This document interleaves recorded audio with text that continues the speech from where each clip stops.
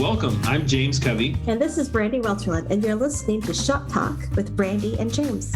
Shop Talk is where we combine our shared experiences of living cross-culturally with our work as mental health professionals. We have over 30 years combined experience living and working in parts of Europe, Central Asia, and Africa, and use this podcast to talk about what it means to live fully integrated and meaningful lives cross-culturally. We hope that you find our conversations encouraging, educational, and maybe even a little fun as we share through the lens of our training and experiences and sometimes interview guests from around the world. Thanks for listening.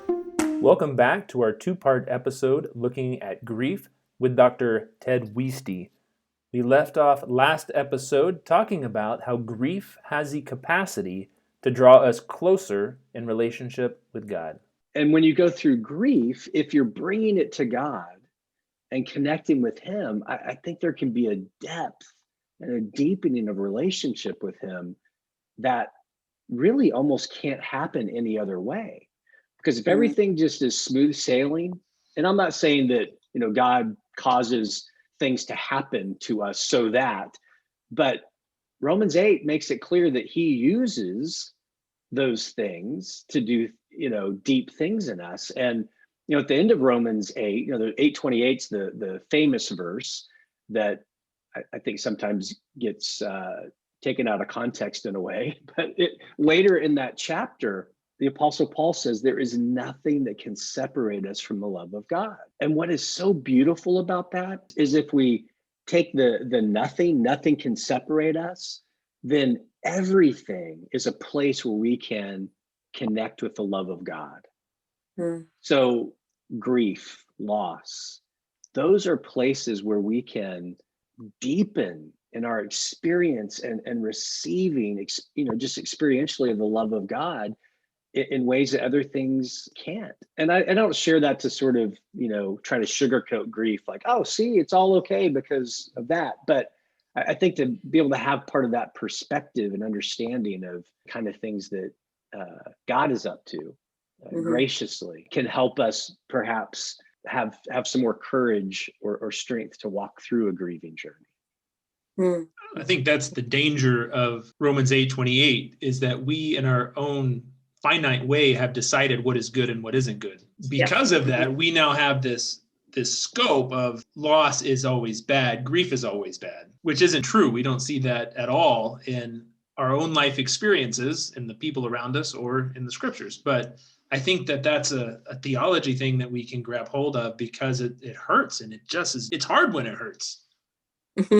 Yeah, well, and so the question in Romans 8 is, so if God causes all things to work together for the good, what is the good? Yeah. And you're right. We often import our own ideas of goodness into that, but all you have to do is go to the next verse 29. It says that we would be conformed into the image of Christ. Mm-hmm. That's the good. And that can be a part of the journey of grief is our definitions of good shift and expand and actually are conformed more to the goodness of Christ. And at the heart of it, to be conformed to the image of Christ, at the heart of who Christ is one who lives in relationship with the Father and the Spirit. It's this connection and life. Jesus called it abundant life, but it doesn't mean, sitting on the beach in a tropical location, eat an ice cream cone. That's not the good. The good is this eternal life that we can experience now. Yeah, you're saying so many good things there. The abundant life of being able to recognize the God of the universe here with you, and all the pain and the beauty and the good, and then on the beach, and in these really dark times too, that His presence is there. That's abundant life. I wonder if James and Ted, if y'all can both chime in. I'm thinking about the differences between grief, what maybe we call normal grief, and complex and complicated grief. And if you know someone walking through grief, when the point is when you would say, hey, maybe you would benefit from some counseling or some more intense help walking through this process, and ways that you can recognize that when you're relating to someone. I find that a lot of people want to put times on things. Yeah. we're going to rank our losses from 1 to 10. A 1, you grieve and feel sad about for, 1 to 2 days. A 10 is 3 to 6 months. And everybody's just so different, and our own life experiences are so different. So it's not good to compare losses or grief experiences because we're just too different. I often have people come to counseling because of loss, and they're in a very normal place of grieving.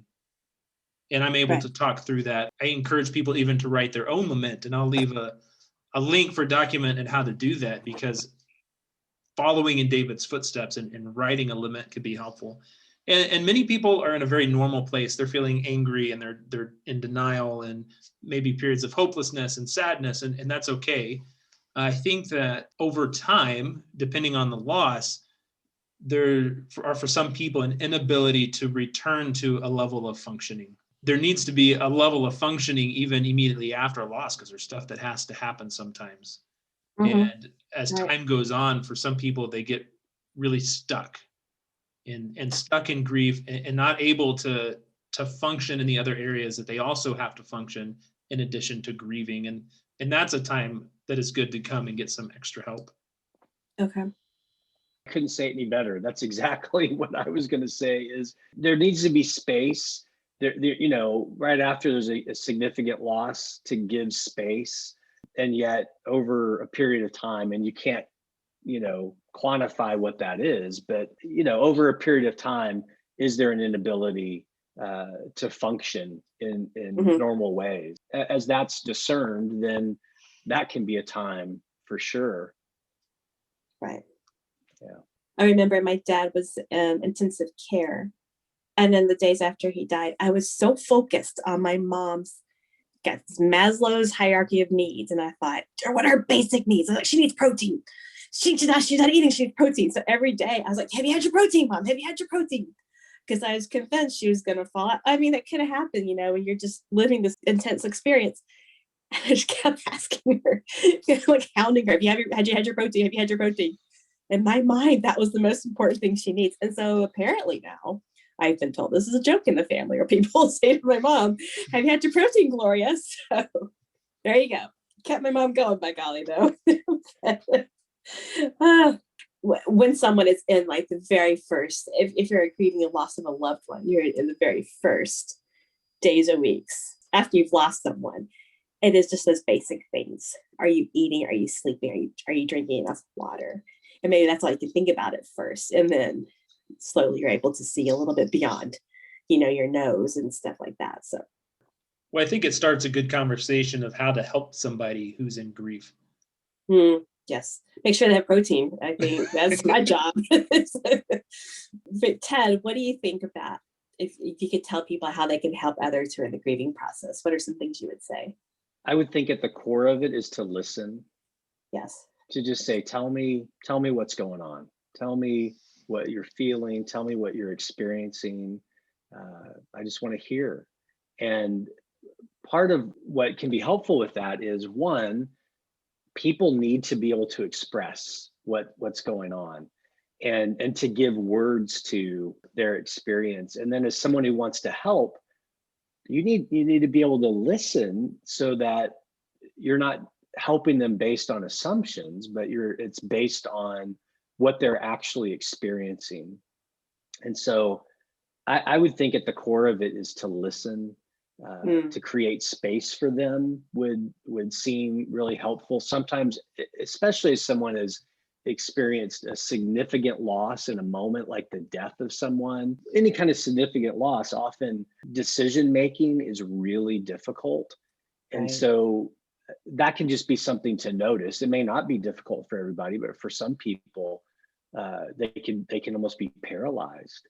I know for my dad's wife, the funeral arrangements, helping her make decisions were really significant. And listening, hearing what she was thinking, but it was hard for her to just pull the trigger, on some of the things that needed to be decided. And so I said, well, what can I do? What kind of things can I take care of? And so there were certain things that we just took care of because she didn't need to be doing that.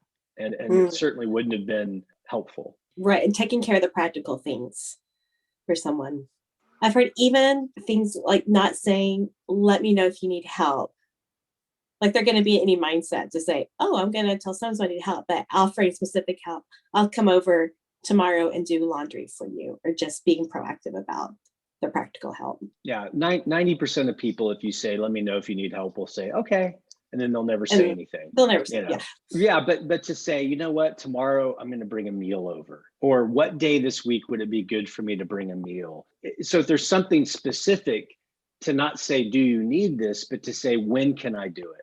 Right. Or how can I do it? And then that person isn't feeling like they're imposing upon you, which, is a whole nother part of grief. I think, often people think, well, I don't want to put anybody out. I don't want to inconvenience anybody. And yet there's so many people that are saying, I want to be inconvenienced. I want to do this. And so as helpers, we need to make sure that we're being specific. Brene Brown, when she talks about empathy, says rarely does an answer fix everything. And normally a helpful response doesn't start with the phrase, at least. Well, at least you still have this. At least, this is still going on. And I think when we face discomfort, even in other people, we want to try to fix it. So it's holding that balance of being present, of listening, which I think is really important, and offering practical things. You're not trying to fix the grief, but you are trying to help somebody navigate difficult circumstances.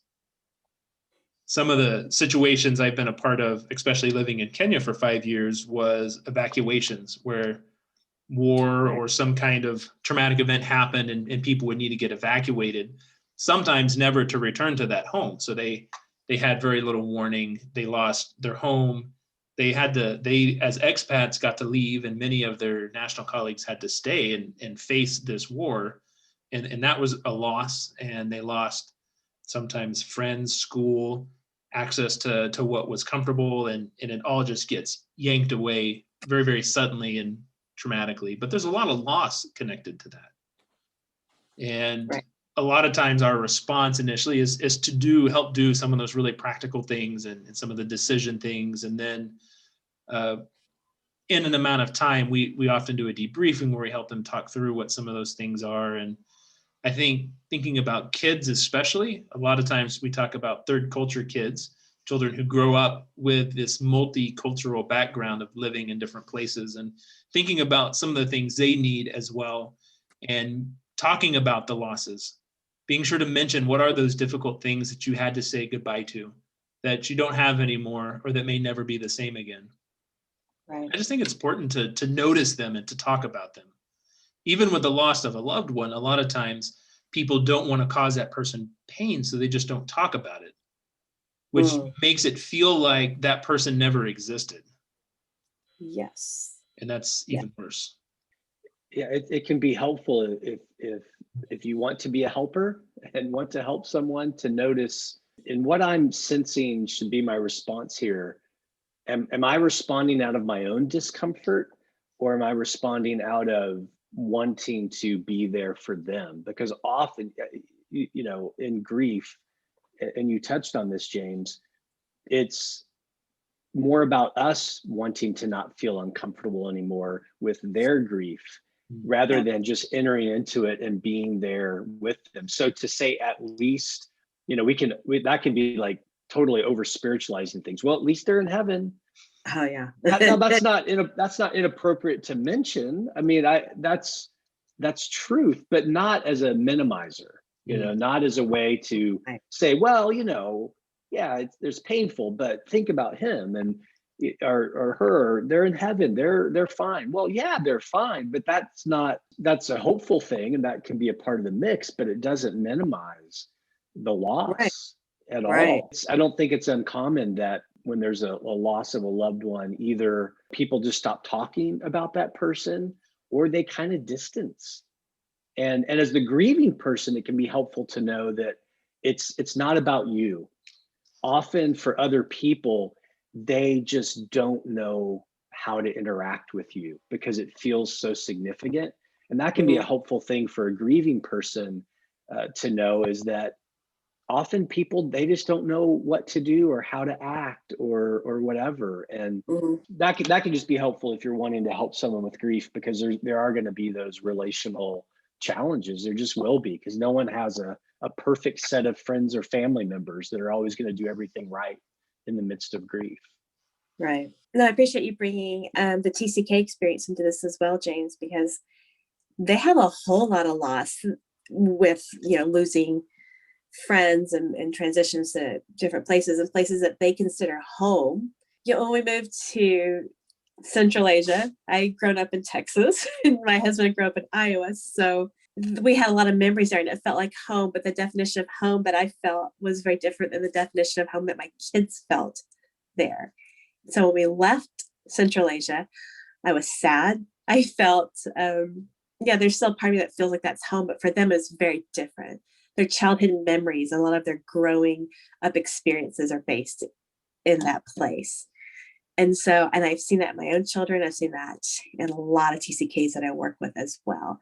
This sense of home that they've had and living overseas and interacting with the culture. And even when things are so hard, they still have so many good memories associated with living there. And so giving them room to express that and to express that grief too, I think is so important to them, because it gets wrapped up for them with, it's the ministry, it's the calling, and it's what we left here, and we're supposed to be okay with that. But I'm also really sad. And so I'm glad you mentioned that, James, that it's really, really good to give TCKs that room to have that experience. It's interesting as you bring that up. I lived in the Middle East when I was in junior high and high school.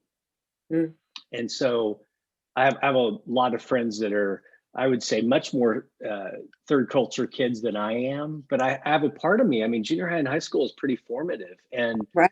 I moved from there, and, I moved from there back in the mid 80s when there were no such thing as cell phones or the internet. And so, all these people that I'd been very close to, just no contact. And then about 25 years later, as social media comes about and things like that, I'm now reconnected with all of these people. And I'd never thought about it exactly that way, but it's been really healing in some ways, because there are now people regularly that I connect with over social media, and even some people that I've gotten together with in person simply because they know where I live, and they were coming through town and could say, hey, let's get together. And that could have happened before, and I wouldn't even known they were in the same town. And that's been healing. And so for me, even now 35 years removed from that,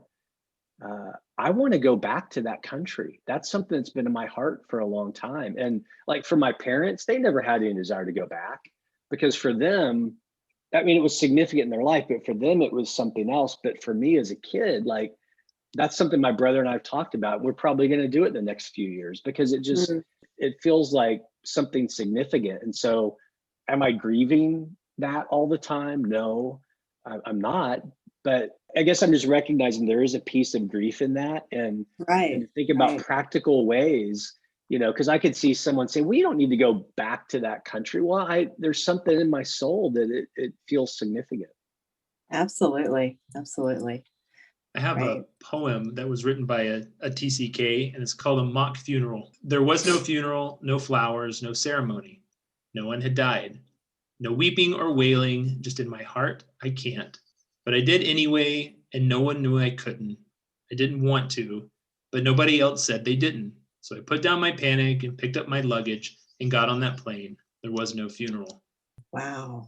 And for families, I just think it's important to really be open about losses, for parents to talk about grief and loss with their kids, because their kids are experiencing it, but don't always know that those are okay feelings. Because a lot of times parents put on we're adult face and we're okay and we're going to be okay in front of our kids. Actually, it's really healthy if your kids see that you grieve too, because it helps them value the importance of those things.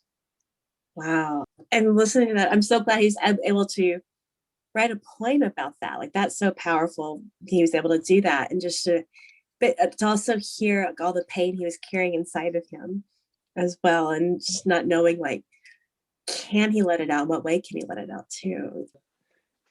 I wasn't really expecting I was going to be thinking about some of these things today in this way, but as like I talked about living in the Middle East, junior high and high school, and then before that, our family pretty much moved about every 4 years, and so I think from like kindergarten to 12th grade, I went to 9 different schools.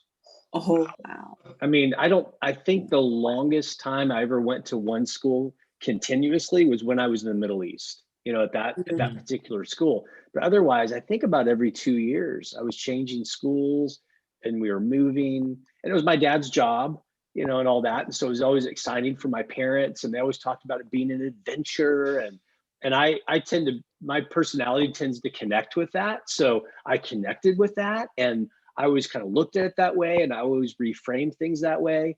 But I didn't grieve some of that. I didn't grieve the fact that I don't have a childhood house I could even think about like going back to, for example. And so I know some of the soul work that I've walked through as an adult, especially in the last probably 10 or 15 years, has been realizing that there were things that need to be grieved. And there were ways in which I adapted as a kid that helped me. And yet they haven't always been helpful as an adult. Mm-hmm. Right. I am very able to move on from things very quickly because I had to do it as a kid. And that was adaptive as a child, but as an adult, at times I haven't grieved even some things I've experienced as an adult because I just have this instinct, just move on. Okay, well, that's what we do, and so I think that kind of speaks to some of that, what can maybe even be subtle or unrecognized grief that people experience, especially internationally as people are raising families and things like that. Yes. You describe a typical adult TCK reaction to certain situations, like, okay, what's the next thing? Let's go have some fun. Or like, yep, we got this. And which is great. You're adaptable. That's a really great thing. But also like, well, yeah, there are other pluses and minuses that come with that. Definite costs. Right. Like I see a lot of adult TCKs that either want to get into one place and never move again, and just dive in, build really deep, long-lasting relationships and never ever leave. And then some just have that itchy foot and they're looking for the next thing, whether it's a move or a job or just have this desire, yearning. And similarly with relationships, some adult TCKs, they just get in super quick, super deep to relationships, whereas other ones kind of hold people at a distance for a really long time because they want to make sure they're going to stay before they invest. Right. What would you guys say in your grief experience in the last year is something helpful that somebody has done for you, or what is something just really, really unhelpful? I'm going to say when first grieving our news, when we heard about our son, people would ask if we prayed about it or prayed for his healing. It's like, really? Like, you're going to ask me that question? Like, oh, I hadn't thought about that. I was very salty about that. Trying to over spiritualize the experience without recognizing the pain in it, I guess. Something that was hurtful for me. And then with situations we've been through, people are just like, I'm sorry. I'm just sorry. This is hard and I'm sorry. And when they're willing just to be there with you, and it's been incredibly helpful. Yeah, I think when it comes to like losing a loved one, often people do fairly well with that. They say, I'm sorry, they'll send a card, they'll do some things. I think it's some of the other kind of losses, like you were just talking about, Brandi. I've had some health issues over the last few years and I'm doing well now. Had 2 different kinds of cancer and was in the hospital for months and months. I spent about 4 months in the hospital in 2019. Oh, wow. And he says some health issues. Yeah. Well, and so what I think about with that is when I was first diagnosed, I was on staff at a church as a pastor. And I had a lot of people coming to me and giving me advice. I mean, in one sense, I was okay. I could just let it go. But there was certainly a part of me that I was like, really? Do you think I haven't thought about this? You know, do you think that, you know, and they would say everything from, oh, you know, chemotherapy is of the devil. You know, I had people tell me that, to, well, you know, if you just start taking a lot of vitamin C, that'll make the cancer go away. I mean, it's all these things, and just advice, and, oh, you got to read this book, or you got to cut sugar out of your diet, all these kind of things, most of which are actually not scientifically true. Which is a whole nother discussion for another podcast. But I think people that were coming trying to give me advice was hurtful and not helpful. And then the people that just came and did things without asking. You know, I can think of one person particularly that would come visit me in the hospital. And they would maybe call to make sure it was a good time, but they weren't asking. You know, they would just come and visit. There's a woman who, she actually has a ministry, and it's not like an official ministry, but it's kind of her thing, where she companions people as they're going through chemotherapy. And she would send me notes and cards. She would bring things by the house and just put them at the front door, and not, you know, invade our space. She could have, but she was always really careful to just drop it and she'd drive away. All my health issues aren't completely resolved, and she's still doing that now, you know. And she, you know, last week was the Super Bowl, and she dropped off some Super Bowl treats on the day before, and a card, and just a lot of it. I don't think she'll be listening to this podcast, but a lot of it was kind of cheesy, but it was really helpful. And did I need some of that? No, but it was this constant reminder of just grace. And so, I don't know, that to me, I've heard people say that a year after you lose someone, to acknowledge to the person, you know, I know it was this day, or it was around this time that you lost this person. Or I have some friends that lost a baby last summer on the 13th. And so every month on the 13th, I've been just contacting them, you know, and just saying, hey, I know this is the day. Just little things like that, just acknowledging that that things are hard. That, I think, is so huge and so healing. Yeah. That's great. At this point in the podcast, we're going to introduce this segment where we take turns giving recommendations of resources, anything related to the topic, a website, a podcast, could be a TV show or a song or something like that. This week, I'd like to recommend a particular podcast by Brene Brown. And this is where she interviews David Kessler. It's called David Kessler and Brene Brown on Grief and Finding Meaning. Sounds great. I would like to recommend an author, Gary Rowe, and you can visit his website at garyrowe.com. And he has written many books specifically related to grief. I've heard him speak and just really does well. He's the one that gave me the analogy of the reservoir. When we talk about the TCK experience, Third Culture Kids, the book Third Culture Kid by Pollack and Van Rieken is just incredible. And as far as a resource, I don't think I could offer more than what you guys have just offered in terms of a book or something like that.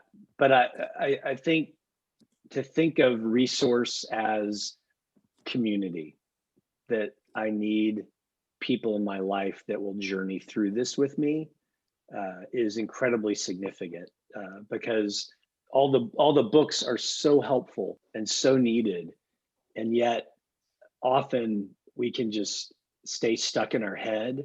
But to have those expressions in those places where we have people that come around us is an incredibly significant resource to go along with some of the books we might read. Right.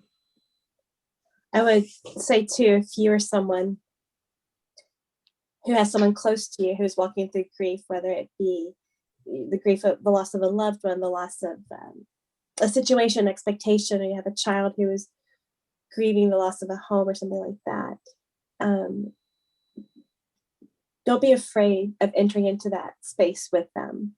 It really is a beautiful gift that you can give to people. It can be scary. I think there can be this fear of being swallowed up by it, but I think being able to be present with someone in their grief is such a sweet gift. and it's worth it. Well, Ted, thanks so much for being here. It's been fun to get to reconnect with you, and thank you for being willing to do our podcast. Absolutely. It's been great to interact with you in this way. Really appreciate your thoughtfulness and your thoughtful responses and just what you've walked through and how you're integrating that in your life. Really appreciate that. Well, thanks so much for listening, guys, and we'll see you next time.